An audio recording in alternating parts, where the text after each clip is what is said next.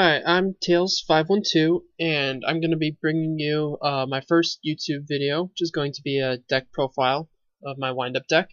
I've been playing wind-ups since Magician went to 1, so I have a good amount of experience with the deck, and I feel like this is my best deck just because I play it the most often. I'm the most familiar with this compared to other decks. Um, so I'll get into the profile, starting with the main deck. I feel like my main deck and my extra deck are both really strong. There's not, you can't get much better than they are right now, to be honest. The side deck I haven't tested as much just because I usually do single games out of time constraints. Yeah. So starting with the main deck, my monster lineup, I have one magician, three sharks, three rats, three rabbits, one warrior, two tour guide, one bear, one Ryo, and one Veiler. So the 11 windups are pretty self-explanatory. You want to max out on all of these four. There's no good reason not to. Then just the one warrior. It's too good not to run because of the invoker plays, and also it makes rat rank 4 play, which is really useful to have.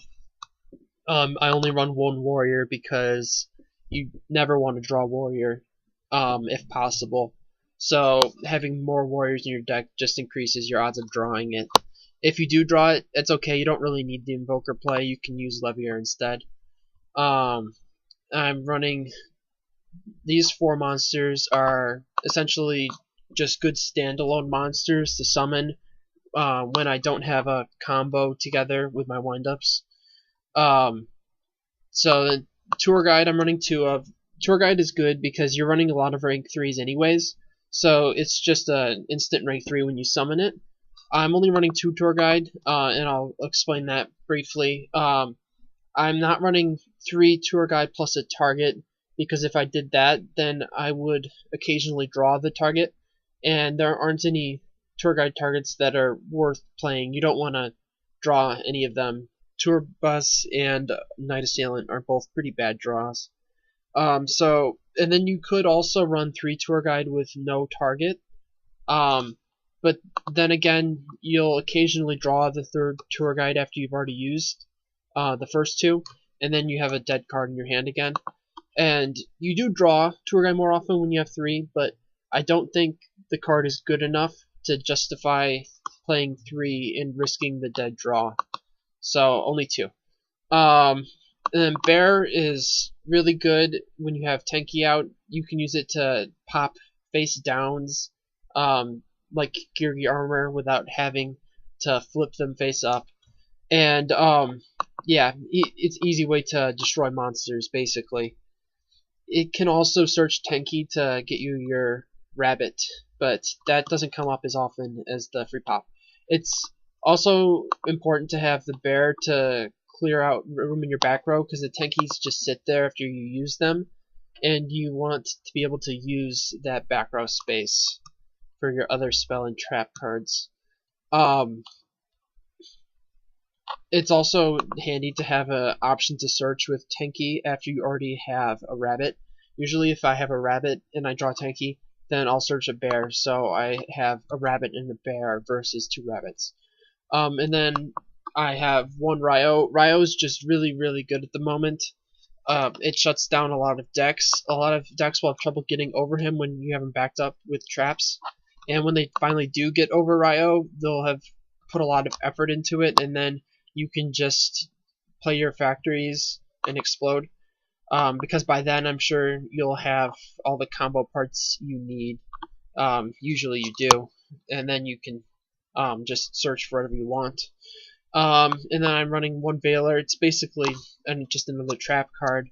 I wanted another effect negation card, and I'll address Veiler again when I get down to the traps because is more relevant there. For my spells, I'm running 2 Duality, 1 Dark Hole, 1 Book of Moon, 3 MST, 3 Factory, and 2 Tenki. Duality is an awesome card in the deck. You have a lot of strong normal summon plays like Rabbit Ryo, and Bear, so you don't always need to be special summoning. So duality will get you whatever you need. It'll get you your factory to go along with your rabbit, or vice versa. Or it'll let you put a rabbit, magician shark play together for next turn. The reason I'm only running 2 instead of 3 is because I don't want to draw 2 at the same time. Having 2 dualities is difficult to work with because you have to not special summon 2 turns in a row, which can be a problem. So I want to draw duality, but not 2 dualities. So I'm only running 2, which usually ends up with me drawing just 1 at a time, which is nice. Darkhole and Book of Moon are pretty self-explanatory. Just 2 of the best cards you can play. MST is also pretty self-explanatory. The deck can lose pretty badly to a few continuous cards like Goes in Match, Skill Drain, Banning's Emptiness. So you want to have an out just in case you come up against a deck that is maining those. And even if they're not, MST is just good in general to shut down Tenki, for example, like when you're facing against Fire Fist. Factory is the best card in the deck. You're going to want to run 3 of that. It helps hold the deck together. With only 11 wind-up monsters, you need something to be able to search for the right ones at the right time. And Tenki helps with the consistency of the deck.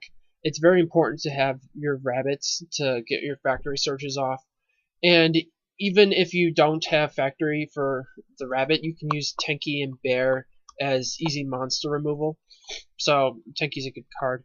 And then my traps, I'm running 1 Torrential, 1 Warning, 1 Bottomless, 1 Compulse, 2 Fiendish Chain, 2 Mirror Force, 1 Deep Prison, 2 Trap Stun, and 1 Call of the Haunted. As well as the Veiler, as I mentioned earlier. The first 4 are just the best traps at the moment.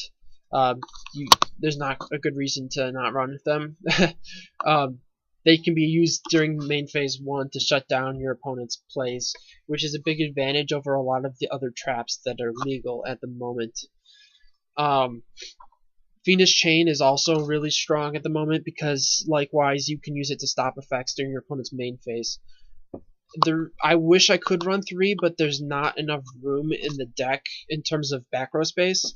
You're already running 3 Factory, 2 Tenki, and then you have 2 Fiendish Chain and 1 Call of the Haunted. So that's 8 continuous spell and trap cards. So you tend to have a lot of cards sitting there in your back row, like a used Tenki or a Fiendish Chain, and they use the monster's Exceed material.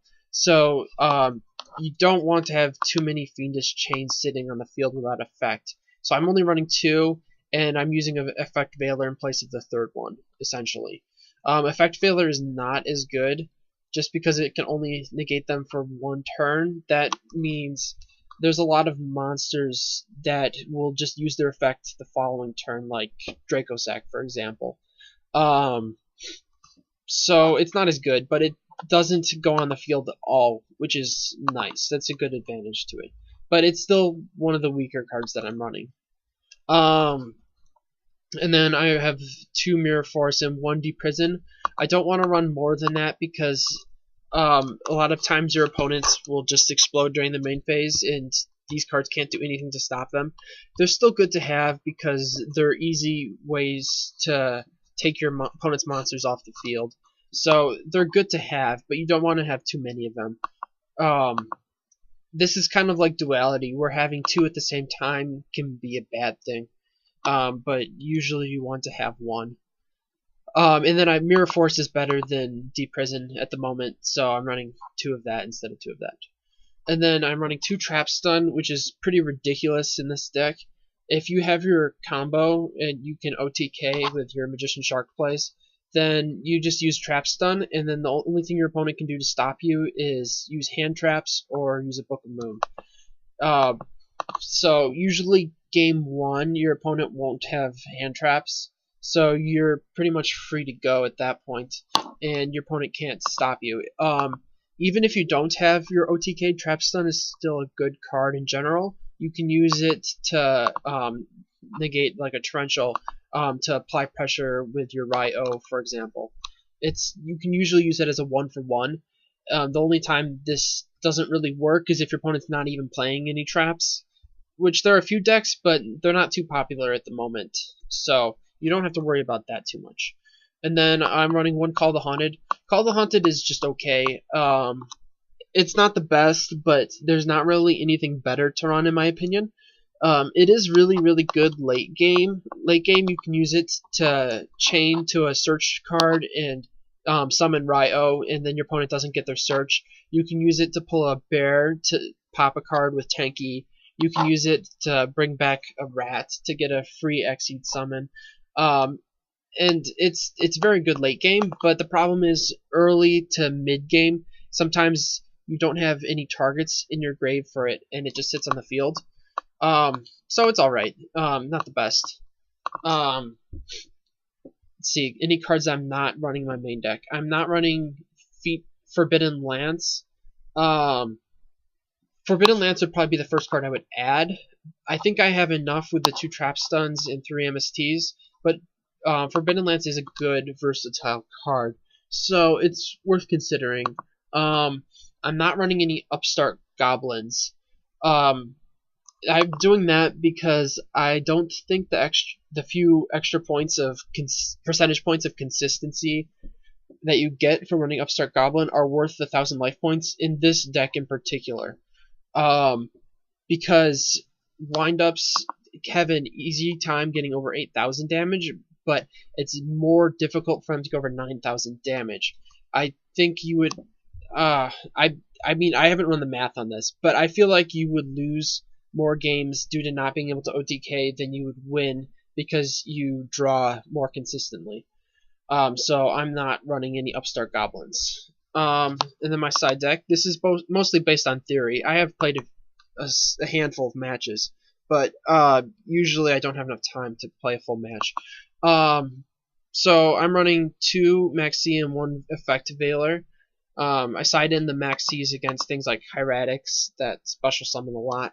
Pretty obvious. And then I like to side in Veilers to go along with the Maxis because I like being able to draw into something that will be able to stop my opponent on their turn. And then I'm running 1 Fissure and 1 Soul Drain. Those are 2 of the best cards you can side. The reason I'm not running Macro is because Macro banishes Exceed materials, whereas these 2 don't really affect this deck at all. The only thing they would really affect is Call of the Haunted, which I'll just side out for them anyways. So yeah, only Fissure is affected by Call of the Haunted, obviously. So you just side those in against decks like Mermail and Hieratic Rulers. And then I'm running 1 level limit area B. It's just a good stall card. You can attack under it with both Rabbit and Shark. You can make Shark level 3. And you can also attack under it with Exceed monsters. And this is good against decks like Bujin, for example, to put their Yamato in defense mode, and then they can't buff it with Crane. I'm running 2 Black Horn of Heaven. It's just a really strong trap card. It functions almost like a free Solemn Warning against decks that use their extra deck a lot. Not every deck does, so they're not in the main deck, but they go in against most decks that Exceed and Synchro summon. Full House is a good card against Fire Fist. This deck, as I was mentioning earlier, has a lot of face-up continuous spell and trap cards, so it's easier to fulfill the requirements for Full House. And so it's an easy way to destroy anywhere between 3 to 5 of your opponent's spell and trap cards, which is pretty powerful. You can use it to target, if your opponent only has 3 set cards, for example, you can target a dead Fiendish Chain and a dead Tenki on your side of the field and 3 of your opponent's cards, and that's usually a good gain an advantage for you. 2 Light Imprisoning Mirrors. This is for light decks like Constellars, Bujins, and Hieratics. Constellars aren't played as much at the moment, but they're a tough deck for windups because of Pleiades. Pleiades causes you issues, usually. You have to try to get rid of him with your traps. I'm running 2 Mind Crush for decks that search a lot, particularly Prophecy. and then 1 Dust Tornado just for the 4th MSD, in case I need it to take out any problem spell and trap cards like Skill Drain. And then onto my extra deck. I'm running 6 rank 3s. I'm running Invoker, Zenmaines, Levier, Engineer, Alucard, and Acid Golem. Invoker's just there for swarming plays, going for the OTK or going for Tour Guide Shark play. Zenmaines is just a good monster in general. You can use it as a good stall card, even though Engineer's better at stall. But what Zenmaines brings to the table that Engineer doesn't is you can use Zenmaines to destroy one of your opponent's cards. You just crash Zenmaines, and then during the end phase destroy one of their cards. So Zenmaines bring something to the table that most rank 3s don't. You can use it to take out almost any card in that way. Levier is also there for swarming, just like Invoker. He also has extra versatility. You can use him to steal opponents' monsters that they have banished. That will come up like every once in a while. Engineer is really good. It's probably the best rank 3 stall in my opinion. Better than Zenmaines and Fortune Tune. You can also use it to protect other monsters. It's very versatile, and it's a really, really strong card, actually. Alucard is great for against decks that need to set, like Geargi Armor, for example. You can use Alucard to just pop it.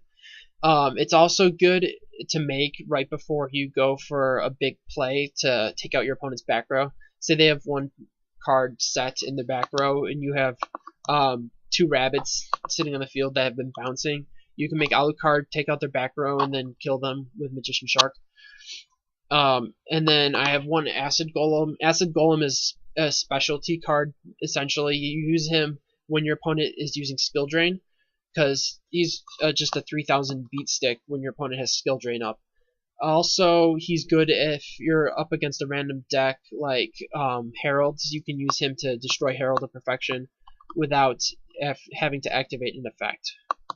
There's not very much they can do in that situation unless they have something like Safe Zone.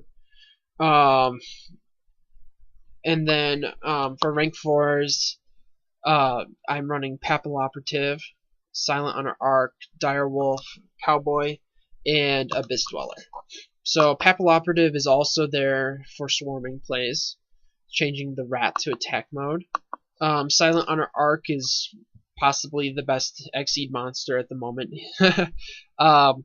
It is very good at stealing monsters that can't be destroyed, for example, and it also is just good if you're reading, say, Mirror Force. You can summon Silent Honor Arc, and your opponent won't be able to use Mirror Force to destroy him, and you can just attack and use the 2 materials as meat shields. And Direwolf is very versatile because you can use it to take out a monster, a spell, or a trap. And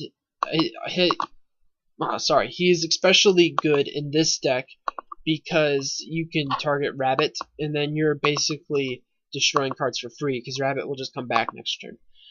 Cowboy is just there for the 800 burn. Occasionally, you'll want to bring him out because he's a 3000 attacker as well. And then Abyss Dweller is very good against decks that need the graveyard, like Hieratics and Mermails. So he's very powerful in certain matchups. And rank 5's running Volcasaurus, Tiras, Shark Fortress, and Gaia Dragon. So Volcasaurus into Gaia Dragon is ridiculously powerful. Usually you'll get about 5,000 damage just from that one move. So that's a big finishing play that the deck has. Tiras is very good because it's hard for your opponent to destroy Tiras. You can go into Tiras if your opponent has a lot of back row and you want to try to play it safe. And then Shark Fortress is for OTKs. Sometimes you can't get enough damage on the board unless you have the Shark Fortress. So Shark Fortress isn't as good, but sometimes it's useful. And I just timed out, but I managed to finish in time. So that's my deck profile. thanks for watching my video. I'm going to be posting some more content in the near future. I think I'm going to be posting a few more deck profiles, and I'm also planning on uploading some gameplay of me playing this wind-up deck. So hopefully you'll watch those too, and hopefully you enjoyed my video.